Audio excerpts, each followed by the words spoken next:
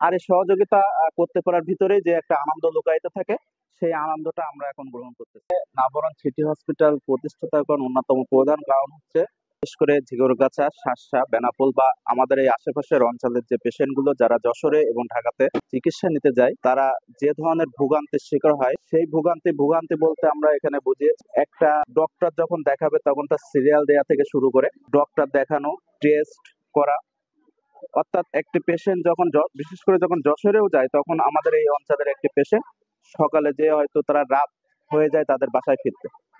সেক্ষেত্রে আমাদের এই বিষয়গুলো চিন্তা ভাবনা করে বা মাথায় রেখে আমরা সিদ্ধান্ত নিয়েছি অন্তত এই সকল পেশেন্ট গুলো যারা ঢাকা বা যশোরে বিভিন্ন ভালো ভালো ডক্টর দেখাতে চায়, আমরা চিন্তা করেছি যদি আমরা ঠিক ওই ঢাকা বা যশোরের ভালো ভালো হসপিটালের মানের মতো যদি আমরা এই নাভরণে একটি ভালো মানের হসপিটাল করতে পারি, তাহলে অন্তত আমার এই অঞ্চলের যে মানুষগুলো আছে তাদের এই ভোগান্তি কিছুটা লাঘব হবে।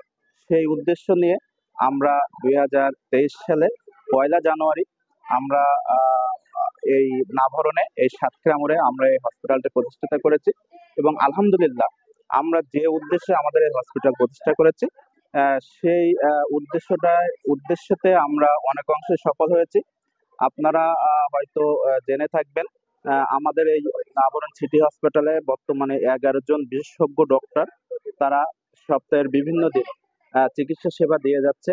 আমাদের এখানে সর্বক্ষণিক একজন এমবিবিএস ডক্টর, যিনি সর্বক্ষণিক আমাদের এখানে চিকিৎসা সেবা দিয়ে থাকে।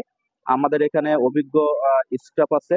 আমাদের এখানে উন্নত উন্নত মানের মেশিনারিজ আছে, যেগুলো দিয়ে আমরা নির্ভুল পরীক্ষা করতে পারি এবং এর সেবাটা আমরা মানুষের। আপনারা জানেন যে হসপিটাল হচ্ছে এটা সেবামূলক প্রতিষ্ঠান।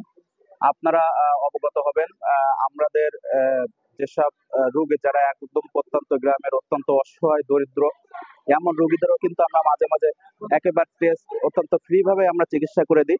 এছাড়াও আমাদের টেস্টে বিভিন্ন ধরনের মানুষের অবস্থা, পারিপার্শ্বিক অবস্থা দেখে আমরা বিভিন্ন ধরনের ছাড় দিয়ে থাকি টেস্টের ক্ষেত্রে। সেক্ষেত্রে আমরা মনে করতে পারছি যে আসলে আমরা সাধারণ মানুষের বা অসহায় এবং দরিদ্র মানুষের চিকিৎসার ক্ষেত্রে আমরা তাদের বিভিন্নভাবে সহযোগিতা করতে পেরেছি। আর এই সহযোগিতা করতে পারার ভিতরেই যে একটা আনন্দ লুকায়িত থাকে, সেই আনন্দটা আমরা এখন গ্রহণ করতেছি।